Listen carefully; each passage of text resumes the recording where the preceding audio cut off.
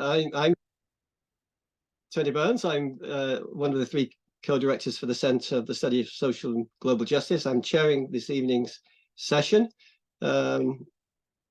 which will run till 7:30. Our speaker this evening is Nina Power. Doesn't really need that much introduction. I think very well-known author of works such as What Do Men Want and One-Dimensional Woman. She's a senior editor for Compact magazine and teaches at Mary Ward Centre. Her talk this evening is on left perspectives on free speech. Very topical. We're delighted that Nina's agreed to come and speak to us, and I'm sure you'll enjoy the session. Nina's going to speak for about 40 minutes, 45 minutes, roughly around that. That should leave plenty of time for discussion afterwards. The session will be recorded. I think Oliver's going to record the discussion afterwards as well. So I just thought I ought to warn you about that. Nina, do you have a PowerPoint? Are you just going to speak? I'm sorry, I should have asked you that. No, there's no images because it's all about speech and. Oh, okay, fine. Perfect. Right. Well, over to you. Thank you very much. Yeah, right. Thank you. Thank you everyone for showing up as well. I would say probably that actually if people did want to ask a question or make a comment and didn't want to be recorded, we could pause the recording. I think that might be. Is that possible? Maybe. All right. Well, we'll see. We'll see about that later. Yeah. Okay. So I decided on this topic quite a while ago, partly and first and foremost, as ever, I guess, to try and understand something for myself in the first place about things that are really trying to get a handle on what's going on. I think there is kind of a lot of confusion and chaos around the idea of free speech, and I wanted to, in the first place, just lay out some of the propositions and some of the context for these discussions and what I think is ultimately going on in some ways, or tentatively make some claims about that, and make a kind of or move towards a sort of robust case, hopefully, for a left defense of free speech in a climate of fear and often intimidation. And of course, people even try to cancel this talk that I'm giving now, and this is like absolutely routine. And I think, you know, you get used to it, but that doesn't make it okay. And then many people are undergoing this. But so that's one context. So yeah, let me try and get through the various sort of stages of my argument. It is, of course, a very interesting time to be discussing free speech. Just in the past few days, we've seen the resignation of the University of Pennsylvania President Liz McGill after her evasiveness under questioning in Congress by the Republican Congresswoman Elise Stefanik on the question of whether calls for the genocide of Jewish people would be understood as harassment under the school's code of conduct. McGill later clarified post-resignation that calls for genocide were, quote, evil, plain and simple. Between her testimony and her voluntary resignation, the university was threatened with the loss of a $100 million grant from a billionaire alumni, Ross Stevens. Similarly, the president of Harvard, Claudine Gay, who gave a similar answer under questioning to McGill, stated in her own apology that, quote, words matter. Many people inside and outside of colleges who have called in the past decade for the no platforming and firing of those deemed to have breached speech codes, usually invoking hate speech and describing speech they don't like as often racist, homophobic, transphobic, and so on, are now seemingly newly interested in defending free speech when it comes, for example, to criticizing Israel. And I think this is just to say there is a kind of a whole series of contradictions and paradoxes at work here. I wrote recently about many artists who'd signed a letter for, that was published in Art Forum that was very critical of Israel and didn't mention in the first version of the letter the Hamas's attacks on October the 7th. And many of these artists who signed the letter were actually very surprised that they then were dropped by their gallery and blacklisted. And so these kinds of things are happening, we can say, on across the political spectrum in terms of criticism of certain kinds of speech and consequences that follow from speech. What are we to make of all of this? Claudine Gay's statement that, quote, words matter in many ways is a good starting point. It cannot have escaped anyone's notice over the past few years that the precise status of words, speech, and their relative freedom have come in for quite some complexity. In a broad sense, we could say something like this as an initial sketch. Before we get into any details about who is cancelling who and why, and indeed the emergence of cancel culture itself as a phrase is also worth noting. It didn't exist in 2018 when I lost lots of employment. But it did subsequently come into use as a way of identifying a particular series of tactics, a particularly like motivated behavior, and so on. We can perhaps roughly, if not completely fairly, note that free speech as a category of things has shifted from a broadly left issue to a broadly right issue, which is not to say that attempts to curb it are not coming from both sides of the aisle. As a side note, free speech as a phrase itself often appears flimsy or as an issue worthy of nothing more than an eye roll, or as a parodic mention, as in freeze peach, as people often joke about it, to indicate, for example, that only idiot conservatives or quote unquote gammon would care about such a thing. And if they do, it's only as a dog whistle to want to talk about issues that only a hateful person would care about. As another side note, we must note that this discussion around free speech in the context of supposed liberal democracies is actually indissociable from proposals to expand hate speech legislation. For example, as we see in Ireland currently, alongside increased demand on the part of the state for access to citizens' data, increased surveillance and monitoring. And in this regard, we need to also think very carefully about concepts, precisely concepts such as hate, particularly when they become unattached or unmoored from definitions under hate crime, or indeed kind of expanded out from existing legal definitions, or when those legal definitions themselves become expanded. As currently defined by the CPS, a hate crime is, quote, any criminal offence which is perceived by the victim or any other person to be motivated by hostility or prejudice based on a person's disability or perceived disability, race or perceived race, or religion or perceived religion, or sexual orientation or perceived sexual orientation, or transgender identity or perceived transgender identity. We can see in Nuce, in this definition that the police are using, a drift towards the idea of subjective offence, which is to say an offence which is perceived to be of a criminal standard. We can come back to perhaps this relationship between subjective and objective standards for hate crime.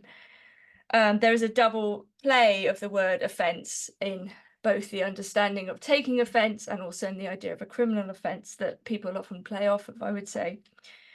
So free speech, along with a constellation of other related and interrelated freedoms, the freedom of expression more broadly, including artistic freedom, brought perhaps back into shocking relevance in the stabbing of Salman Rushdie in August 2022, freedom of assembly and the right to protest, also a matter of recent contention in the UK and elsewhere, particularly in relation to pro-Palestinian assemblies in London. Freedom of association, perhaps made even more complicated in the erosion of the public-private distinction and in the world of social media, where friend takes on a rather looser meaning than in previous periods, and also freedom of belief and or conscience, the latter of which has played a perhaps surprising role in recent judgments in a kind of supposedly secular society. In particular, Maya Forstadter's win on appeal in June 2021, when the Employment Appeal Tribunal found that the view that sex is fixed and should not be conflated with gender identity qualified for protection under the Equality Act 2010 as a philosophical belief. We should also note the recent police apology to Isabel Vaughan Spruce, who was arrested for praying outside of an abortion clinic in Birmingham under new legislation that bans people from harassing or intimidating anyone within 150 meters of such a clinic. If, quote, words are violence, as one of contemporary ideology's mantras has it, then praying was construed here perhaps as thinking itself is offensive. And I'll note again the double use of offence. So back to it. Let me first of all outline a few self-declared left-wing defences of restrictions on free speech before I move to left-wing defences. The two recent examples for the, let's say, the left, and we can discuss that later on, the critique of free speech, I picked because they were serious attempts. One of which is the Anthony Leaker's polemic against free speech. Leaker is a Brighton University lecturer. He wrote this pamphlet, polemic called Against Free Speech 2020. And secondly, a book by Gavan Titley, who's a professor at Maynooth University, called Is Free Speech Racist?, also from 2020. And I'm just going to take a few representative arguments from these two books to give us a broad understanding of what we could call the left anti-free speech position, or indeed the left pro-censorship position. So Anthony Leaker asks whether free speech is in fact part of the problem and whether it actively contributes to authoritarianism. He attacks the media focus on free speech and makes the perhaps tired argument that, quote, if people are really cancelled, how come they're still writing about it? This always implies to me that the secret desire is really that people who've been cancelled should really just die, not just stop talking, but just sort of die somehow. Free speech for Leaker is a tool of the far right. His is not an argument of principle, and this is not me saying that, this is him saying that.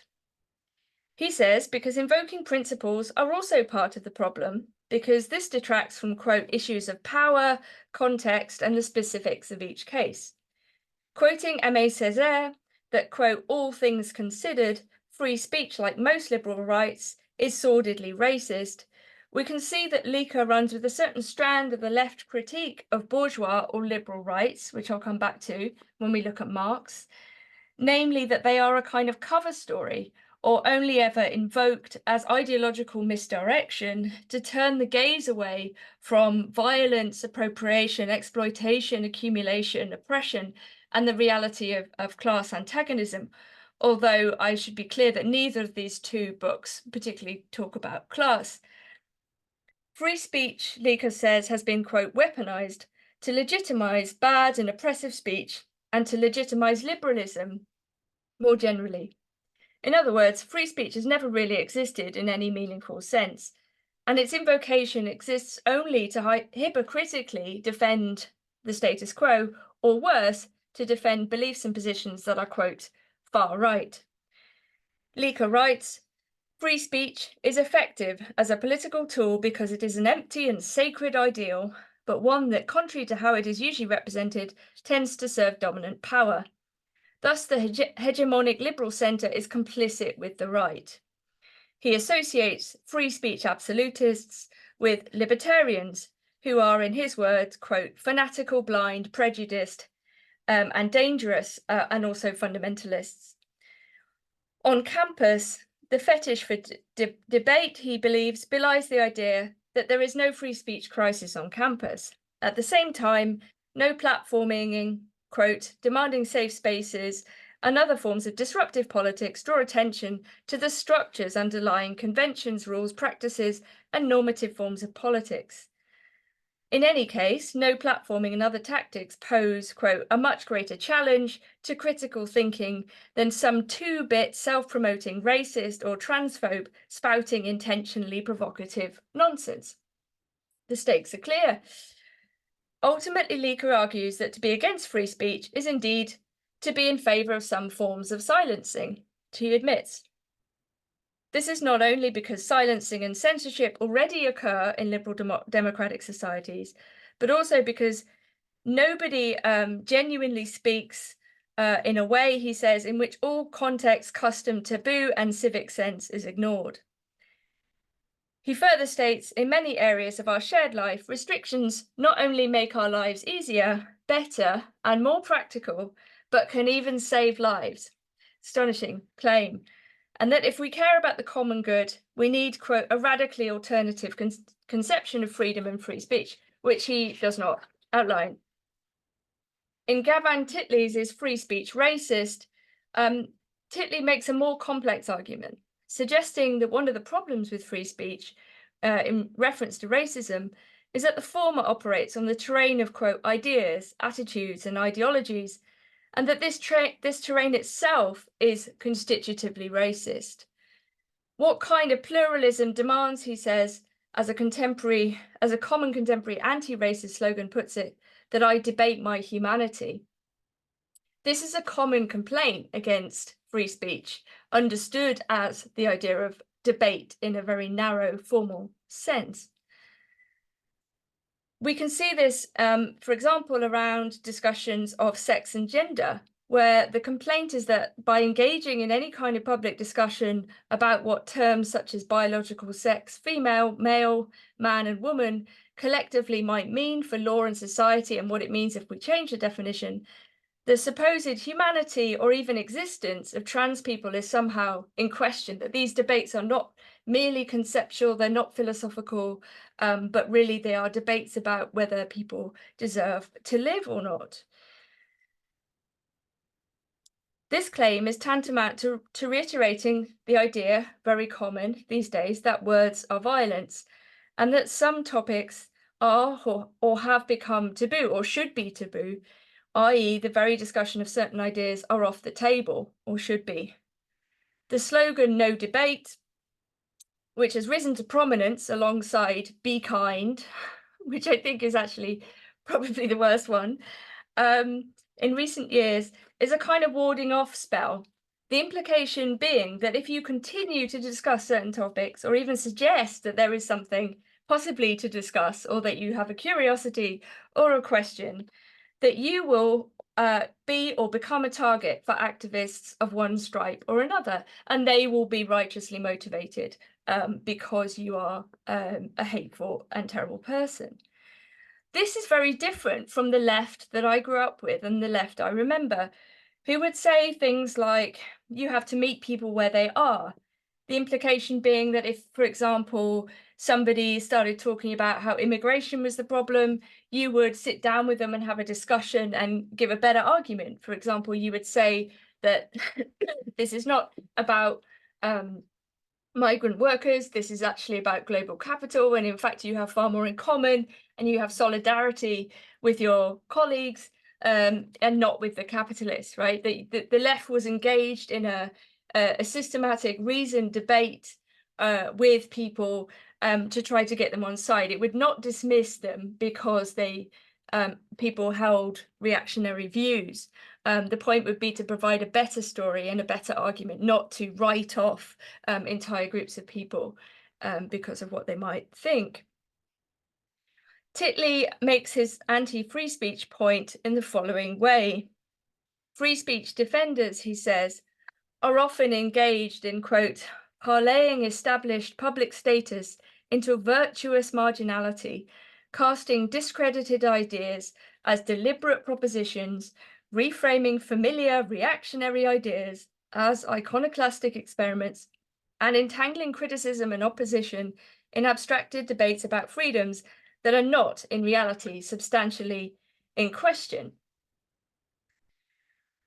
This is key, I think, to understanding some of what's going on in the anti-free speech left position. The left anti-free speech argument depends upon both an implicit idea of progress, which is to say some truths in heavily inverted commas are established and need not be revisited, i.e. no debate. And at the same time, those identified on the side of marginality are inherently so, which is to say there is no idea, at least we would have from the civil rights movement, of a progress towards a more equal society, but rather a kind of idea that on the basis of identity, that some people simply are in an oppressed category and will remain so eternally. This position is, of course, extremely paradoxical. This position depends both upon, in fact, historical liberal commitments.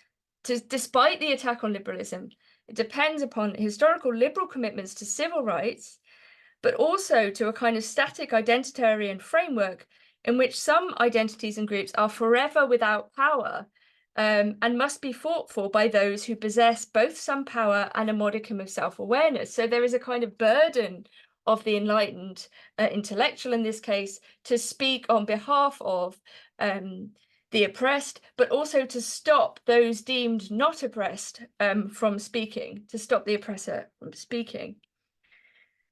This obviously removes power from oppressed groups, if indeed we want to use that category. And it seems clear to me that oppression has taken the place of exploitation in the left pantheon of concepts in many ways.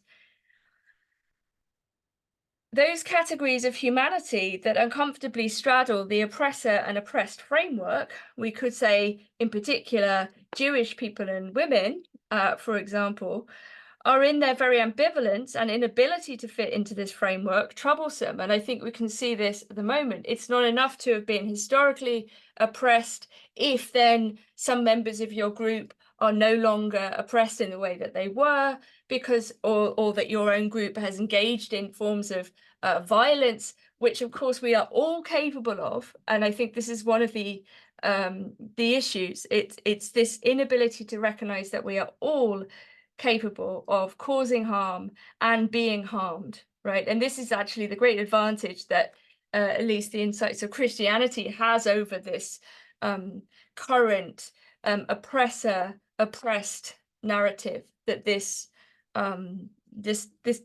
part of the left has embraced. So some groups who are uncomfortably fit into the oppressor-oppressed narrative are in their very ambivalence and inability to fit into this framework troublesome. Bizarrely, perhaps, this left analysis of free speech as inherently regressive, as Titley describes it, quote, "The idea of free speech is being used to discipline expression, demand conformity, and reanimate racist discourses as markers of free thinking and expression." But this depends upon not just the idea that one can easily divide people into internal categories of oppressed and oppressor, which doesn't seem very positive from any kind of revolutionary leftist perspective, but also that we apparently all know which truths have by now been established, and which ones cannot be reopened, and what can and can't be discussed. But these achievements, if they are indeed achievements, are only stem from a kind of a liberal idea of progress, and not, I would say, a Marxist one at all. Thus, this position is both eternal and presentist, and at times, only times, vaguely anti-capitalist. And there's often this kind of slide where they'll say, this kind of position will say, oh, but really, this is about capitalism. This is about, rich people owning social media platforms, but it's not a systematic analysis at all. It is, besides, quite difficult to give a meta account of why some people are oppressed and others are not. Is it history? As I've already mentioned, what happens when a group that is historically oppressed seems to be in some ways no longer? Is it a numbers game? Is it about the sheer small numbers of particular groups, at least in particular contexts? There are small numbers of billionaires and sociopaths, but we tend not to grant these groups our sympathy. The emotional or pathic dimension of free speech critiques cannot be overlooked. And I think this is actually really sort of serious. Like we've entered into a kind of phase of politics that takes pathos or emotion as its kind of fundamental currency, which is why I say that that phrase "be kind" is so pernicious, and not a political slogan at all, but really a quite sinister, a kind of quasi-authoritarian slogan in many ways. As René Girard put it in 1999, victimism, which uses the ideology of concern for victims to gain political or economic or spiritual power, I think is very much in place. And, let me be not unsympathetic to the idea that one would like to struggle and fight for those who are in a less privileged position. And I think it's obvious that many people are extremely well motivated by a desire to see justice in their lifetime and in the world. My worry is that not only is this completely understandable desire perhaps being hijacked by very malign forces, including those repressive forces that would seek to shut down discussion and to no platform those deemed to be evil. And I think we are, despite, again, the secular nature of our society, it's very difficult to get away from religious ways of thinking. As Jeff Schellenberger, my colleague, puts it in relation to this idea of victimism, he says victimism isn't merely a cynical smokescreen for power. Instead, the rise of victim power signals a genuine and troubling exhaustion of all other sources of authority and legitimacy. And I think this is deeply, deeply tied to this more fundamental question regarding life, the category of life and death as a political concept or a political category. And we saw this mobilized greatly during the lockdowns around the idea of the virus and so on. And I think, once you designate the other as not just harmful, but potentially murderous and potentially genocidal, as we're seeing, then in a way you are allowed to harm them. We all know that to hate is a bad thing, but if you are allowed to hate people who already hate, then you are granted a kind of permission for a form of sadism that is extremely righteous. And I think we have to understand it at this psychological level. There is a psychopolitics at work at the level of pathocracy, of even, the friend-enemy distinction that we might take from Schmitt, and there are left Schmittians as well. But I'll just raise that before I get back to free speech. Before moving to the left defences of free speech, I want to quickly just note in passing the liberal defences of free speech. And it's, I think, quite striking how much the liberal or liberalism comes in for attack from the left pro-censorship position. Liberal is a very all-encompassing word in many ways. It stands in for the status quo, it stands in for capitalism, it stands in for a history of violence, and so on. But there are still good liberals. Good, I mean systematic, comprehensive, well argued liberals, right? And some of these stem from also civil liberty perspective, and as well as a kind of sort of socialist liberal perspective. So here we have, amongst others, just to note, Nadine Strossen, who's the former president of the ACLU, the American Civil Liberties Organization, which I think since her reign has become some other kind of group, but she was the president between 1991 and 2008. And she wrote a very good, very clear book called Hate, Why We Should Resist It with Free Speech, Not Censorship. This is from 2018. And here Strossen, who's very, very well versed in the law, she's a legal expert, she argues in favor of counter speech, while at the same time pointing to the ambivalences of the definition of hate speech itself, right? And this is, again, another one of the problems I want to point to, which is the difficulty, in fact, of defining what hate is, let alone in law. Psychoanalytically, we all experience hate, we all experience ambivalence. Hate is, in fact, for Freud, a primary stage that actually comes before love. and it's manifest in the separation of the individual child from his or her parent. So if you think of that moment when the child pushes and says, "I hate you, mummy, I hate you, mummy," you know, it's actually a form of self-definition. It's an inescapable feature of being human. And anyone who pretends that they don't hate, I would be rather extremely worried about such a person, and indeed what they might be capable of. Okay, so nevertheless, if we were to take the idea that there are forms of speech that are hateful insofar as they express deep prejudice and even violence towards particular groups on the basis of a membership of an identity, what do we do about this? Do we simply shut those people down? Do we put them in prison? Do we ban them from communication? Nadine Strossen says, absolutely not. It's not just that the definition of hate speech itself is ambivalent. She says it cannot be simply speech that disturbs or is deemed to be disfavored or even unfashionable or unpopular, like a minority view, let's say, or that is simply feared that might contribute to a potential harmful conduct in the future, right? These can't be part and parcel of any definition of hate speech, she says, because it's far too authoritarian, it's far too restrictive. She says instead that non-censorial alternatives to censorship are in fact much more likely than hate speech laws to prove effective in limiting hate speech, right? So this is the idea that the answer to hate speech is not censorship or less speech, but rather more speech. And not just in the narrow debate sense, but rather this idea of you know, exposing ideas to sunlight and so on. You know, sunlight is the best disinfectant and all of that.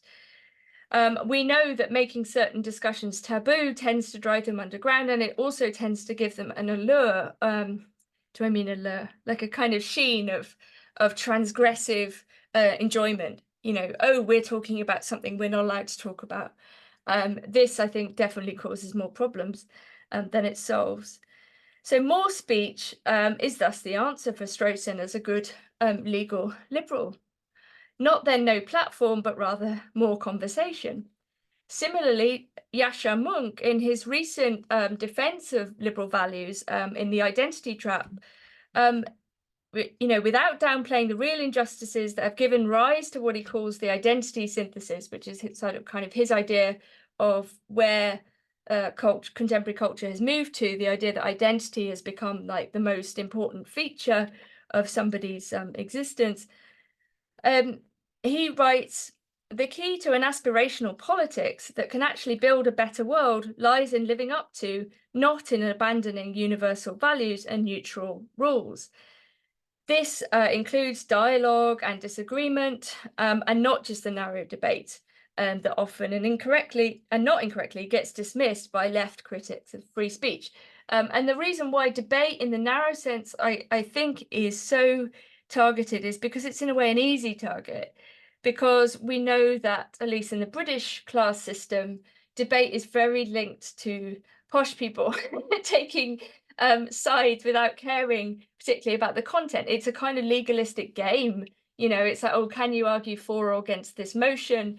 And quite rightly, I think anyone who feels passionately about a particular issue feels very alienated from that actually quite nihilistic, cynical game-playing idea of debate. And I would say that idea is not the same as a kind of free and robust public discussion at all. And we need to kind of be clear that we're not simply talking about that kind of almost legal training. Unfortunately, many of our politicians are also legal lawyers. They're all trained in this stuff, which makes it very hard for us to trust them. But what of Marx? Okay, let's get to the left defense. We know very well that the young Marx, as a journalist writing in the highly censorious Prussian state, which sought to suppress anything critical of religion and morality, in 1842, in his mid-20s, writes directly in a series of articles on censorship and free speech. He says this: a censorship law is an impossibility because it seeks to punish not offences but opinions, because it cannot be anything but a formula for the censor, because no state has the courage to put in general legal terms what it can carry out in practice through the agency of the censor. For that reason, too, the operation of the censorship is entrusted not to the courts, but to the police. So censorship for Marx is not even a kind of mediated bourgeois right in that sense. It's not a cover story. It's a direct expression of policing, of authoritarianism. And he defends free speech, or it criticizes censorship all over the place at this period in the 1840s. For Marx, the exercise of censorship, therefore, is nothing other than a display of raw power. And I think one of the confusions that we have, and maybe deliberate confusions today, is the idea of where this power is coming from, the power to censor. So if you think that you're always on the side of the oppressed and that you're weak, then your actions don't really have any strength by definition. So if you shut someone down or stop them from talking, even if they're a fellow citizen, you're somehow positioning them on the side of the state, if you like, or the status quo. Like, they have to be positioned as someone who has power, and you are defending those who don't. And I think this kind of mislocation of power, particularly among private individuals or public discussions, when really we're talking about two people who have relatively similar power, is not the same as clearly talking about state censorship. And again, we have to draw some kind of clear definitions here. It doesn't mean, however, that I think people can't take on the role of a state censor in some ways, whilst perhaps masquerading or pretending to be on the side of the oppressed. Very complex situation. So what does Marx say positively, right? We have the critique of censorship as a police power, as raw power.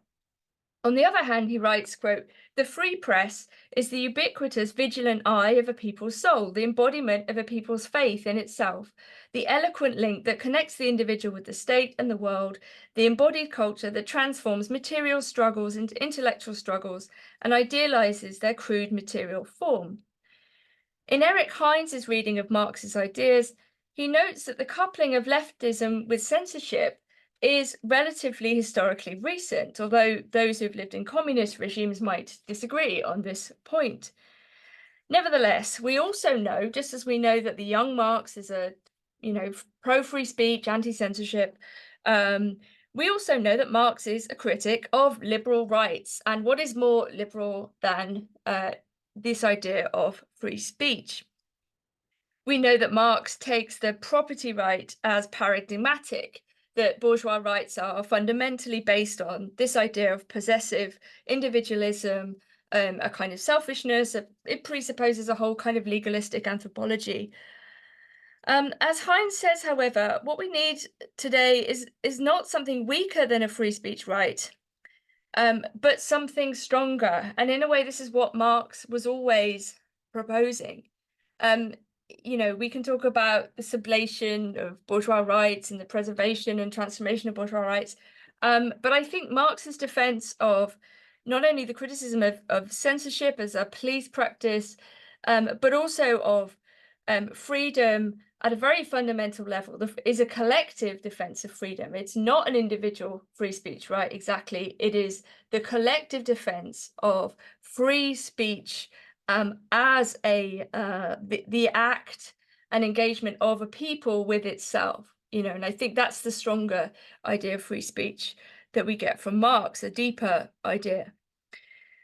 There is undoubtedly fear today around certain topics, despite all of the babble and speech and tweets and whatnot, and the pressure to speak, often to take a line and to put up the correct flag or slogan.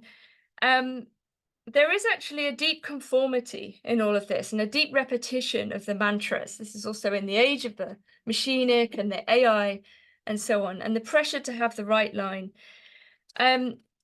So there is fear, and we have to factor that into this idea, the psychopolitical and the pathocracy. After all, nobody wants to be on the wrong side. Nobody wants to be hated. And nobody wants to be hated as a hater, or very few people would actually ever embrace this as a desire. It is not pleasant to be defamed and denounced as a Nazi, a fascist, a racist, a transphobe, and so on. Economic imperatives and family duties make it really difficult for people to announce disagreement in their own name, and activists know this. People are also punished as precisely a warning to other people. This will happen to you as well. And many people cannot afford, in many senses of that word, to even raise a question or to stand up against something that they think is wrong or that they disagree with. It is difficult in the workplace, it's difficult on social media, and many people would rather keep their head down. And here there's another possible discussion we could have around anonymity and pseudonymity and the roles that these things might play or do play in the current discussions around free speech. Disagreement and antagonism can also in and of themselves be unpleasant. I mean, I'm trained as a philosopher, it's like what we do, but for many people, it's actually quite difficult. It's uncomfortable. And when people are invoking the language of comfort and safety and these kind of things, then anyone who appears to be disruptive, disagreeable, unpleasant is also kind of going against that narrative of comfort and the preservation of safety. Losing friends is unpleasant. Nobody enjoys that either.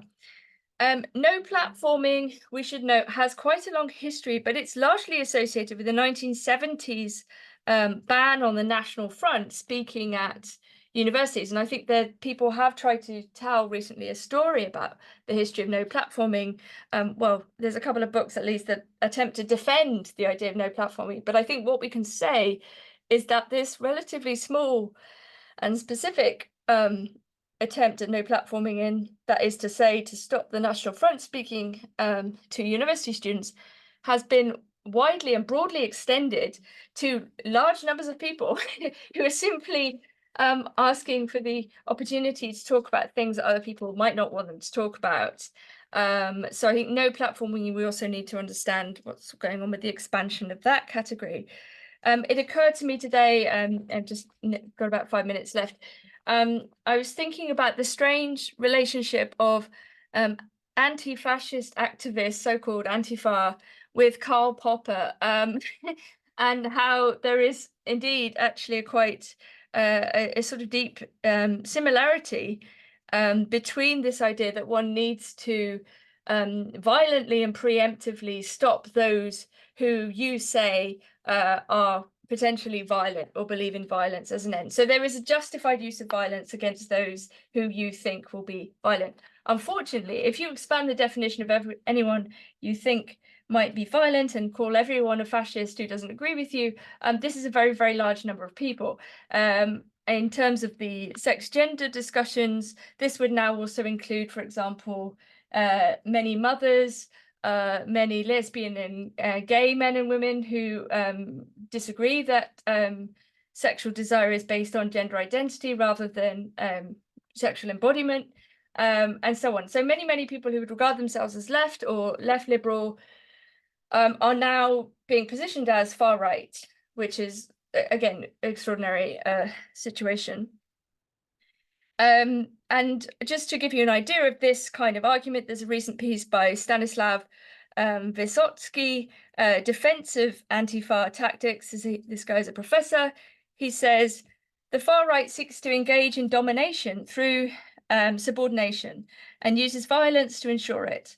As an opposing movement to the far right, anti-fascists seek to curtail these attempts at domination and suppression using a strategy that employs the use of force and deplatforming. For anti-fascists, these are tactics deployed in specific circumstances against specific activists rather than an end in themselves. In contrast, far-right ideology seeks violence and repression as an end in itself, in a world defined by hierarchy and domination. Anti-fascists seek to eliminate hierarchy and domination by opposing the far right. So here we see a really clear defense of the preemptive use of violence against those in quote unquote specific circumstances, as justified by the idea that by doing so, one will eliminate those who are committed to hierarchy and domination and violence. What one can only ask, but what if you get it wrong? So just to finish, you know, and just another kind of problem that we have seen in recent years, which is also related to kind of union struggles and worker struggles, is, for example, around institutions like the University College Union, who allegedly defend academics who are members, but who have in recent years been attacking and not defending the free speech rights of some of its members, because they are engaging in speech that they do not like. And this, in a way, is an implicit admission of the centrality of free speech, actually, to people who nevertheless claim to be more interested in economic exploitation, because rather than defending their workers qua members of a union, they are in fact not only not defending their own union members, but they are actively attacking them. So just to end on a very slightly obscure note, it's obscure because this route wasn't followed, and it's a shame. I think there might be value in bringing this perspective back. There's a very interesting 2003 book by Raoul van Eigem, who's the Belgian theorist who's still alive. He's 89, best known for his book The Revolution of Everyday Life from 1967, member of the Situationist International, part of, I would say, a kind of, you know, libertarian left that has been quiet or not really been examined in much detail in recent years. This book, which the title can be translated as "Nothing is Sacred, Everything Can Be Said," is not yet translated. I'm trying to get someone to to let me translate it for them. If they don't, I'll translate it anyway. And here Van Eigem defends what we could call a properly anti-capitalist and leftist idea of free speech. And I think this is the argument that has been missing. This position is the one that has been missing in the attempt to say in recent years that free speech is only a right-wing issue and that right-wing people are using free speech as a cover story for their horrible, horrible thoughts. This is a sustained and serious defense of an anti-capitalist left-wing idea of free speech. He writes, "Freedom of expression has the ability to restore poetic value to words. It cannot be confused with this nihilism induced by the fetishism of money, and whose principle, quote, everything is permitted as long as it pays off, underlines the vanity of words, strips them of their importance, denies them convincing of anything outside the system of profitability which makes them work. Is it not in the logic of financial totalitarianism, which empties existence of its substance to actively contribute to the loss of meaning?" So here, the speech as an anti-capitalist activity is explicitly highlighted. Capitalism is not merely invoked as the kind of air we breathe or the water we swim in, but rather freedom of expression is here posited in a very post-60s way, as resistance, as a form of resistance against this machinic encroachment of language, which I think we see more and more. Furthermore, he writes, "Freedom of expression is a human value in its very freedom to say the inhuman." And I think this idea of saying the inhuman has great importance for unpopular positions, also for the defense of science. Scientific inquiry has routinely, throughout the history of humanity, told us things that we didn't want to hear. We're not the center of the universe. We have, you know, we share 97% of our DNA with a banana. I mean, all of these things are not very, like, you know, gratifying to the ego of collective humanity. But without this freedom of scientific inquiry and the curiosity, the passion and the desire to ask difficult questions and to research things that may have unpleasant consequences for our conception of ourselves, there is simply no freedom. And in a sense, this defense of the inhuman in the name of the human is I think exactly where we need to go. The inhuman is not the inhumane or the let's say or sheer barbarism, or, you know, it's something else. It's a kind of a real quest for truth and for knowledge, and these are the things that are being completely inhibited by this censorious atmosphere. And it has huge consequences, I think, because it means that the only people who are going to be able to do those things and to inquire, even ask questions, are going to be in the private sector, and they're going to be paid for by sovereign billionaires or China. Right. Okay. So I think we have to, just end on this note that really perhaps we're talking about a question of truth or power, and which one do we value more? And I think power without truth is nothing other than a form of nihilism and will only lead to more and more censorship. And without the freedom to think, we are really nothing. And thinking comes before speaking, hopefully most of the time. Thank you. Thank you very